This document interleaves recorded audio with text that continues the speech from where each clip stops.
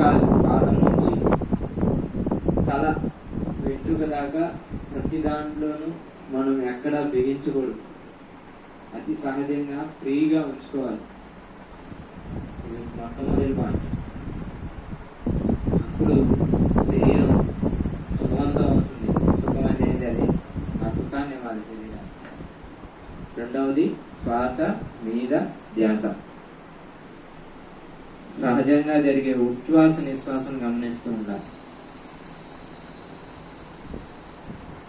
మన లోపలికి వెళ్తున్న గాలిని, బయటికి వస్తున్న గాలిని గమనిస్తూ ఉండాలి.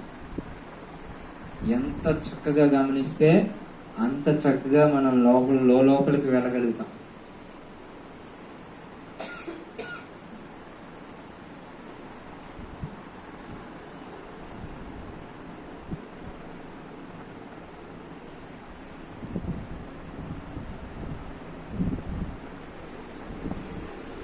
ముక్కులోని గాలి ముక్తికి మరి దారే అన్నారు.